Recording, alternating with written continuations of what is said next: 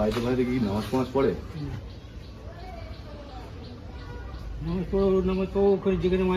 পাপা কি ধর্ম চেঞ্জ করে নিয়েছে? হ্যাঁ।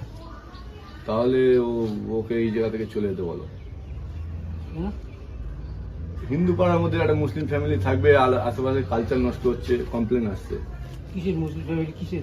কি অসুবিধা কি? একটা অন্য ধর্মের মেয়ে এখানে থাকছে, অন্য ধর্মের মেয়ে গরু ফরু যদি নিয়ে আসে, গরু ফরু কেটে নিয়ে আসে, তখন ঘোষপাড়ার মধ্যে মন্দির রয়েছে পাশে, শীতলা, মন্দির রয়েছে। তাহলে ওইটাই বলছি। তাহলে অ্যালাউ করবে না যদি নিয়ে আসে? বাড়িতে থাকলে তো সমস্যা আছে। আমি তো বাঙালি না। হ্যাঁ, তো বাঙালি হয়ে একটা হিন্দু ঘরের লোক হয়ে তুমি এই জিনিসটাকে কি করে অ্যালাউ করছো? বাঙালি ধর্মের ছেলে হয়ে তুমি, হিন্দু ধর্মের সনাতন ধর্মের ছেলে হয়ে তুমি এই জিনিসটাকে কিভাবে অ্যালাউ করছো বাড়িতে? আশেপাশের লোক কমপ্লেন করছে এই জিনিসটা হচ্ছে, তাই তোমাকে আজ তো ভালো করে বললাম, এটা তোমাদের পাড়ার লোক হিসেবে বলতে আসলাম। এই জিনিসটাকে একটু দেখো, কথা বলো। যদি কমপ্লেন হচ্ছে যে হিন্দু পাড়ার মধ্যে একটা মুসলিম কমিউনিটির মানুষ সেখানে বসবাস করছে দীর্ঘদিন ধরে, সে ধর্ম চেঞ্জ করে নিয়েছে, তাহলে ধর্ম যখন চেঞ্জ করে নিয়েছে তাহলে সে অন্য জায়গায় চলে যেতে বলো, সেই জায়গায় চলে যেতে বলো।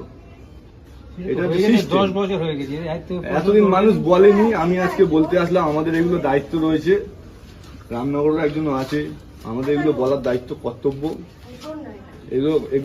এগুলো চেঞ্জ করা উচিত, যেহেতু আমাদের এটা পাড়াটা হচ্ছে হিন্দু ধর্মের পাড়া, তো এটা কেউ অ্যালাউ করবে না। আর এগুলো অ্যালাউ করার দরকার এখন বর্তমানে প্রয়োজন নেই কারো।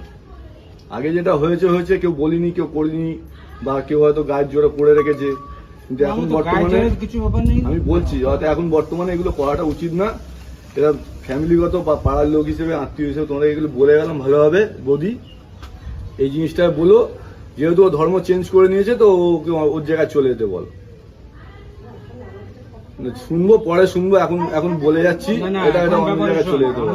আমার বাড়িতে দামোগা থেকে আমাদের বুড়োবুড়ি দেখার মতো কেউ নেই। প্রথম হচ্ছে তাহলে ওকে ধর্ম চেঞ্জ করে নিতে বলো। তাহলে ছেলেকে ধর্ম চেঞ্জ করতে হবে। ছেলেটাকে ধর্ম তুমি যেমন জামাই হিসেবে মানবে, তাহলে ওকে ধর্ম চেঞ্জ করে নিতে বলো। তুমি একটা সনাতন ধর্মের মানুষ হয়ে তুমি এই জিনিসটাকে কেন অ্যালাউ করছো? তোমার বাড়িতে ঠাকুর আছে, গোপাল আছে। তোমার বাড়িতে ঠাকুর আছে, গোপাল আছে, আমরা এই জিনিসটা তুমি কি অ্যালাউ করছো? আমরা তো অ্যালাউ করতে পারবো না, আমরা সনাতন ধর্মের মানুষ হয়ে। হ্যাঁ, বলো। ত্যাগ করতে পারলো না, তাহলে ধর্মটাকে মা বাবাকে ত্যাগ করতে পারলো না, তাহলে ধর্মটাকে কিভাবে ত্যাগ করলো?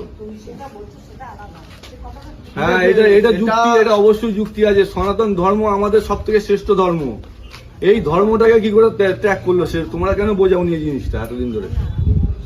দীর্ঘদিন ধরে এগুলো আর টলারেট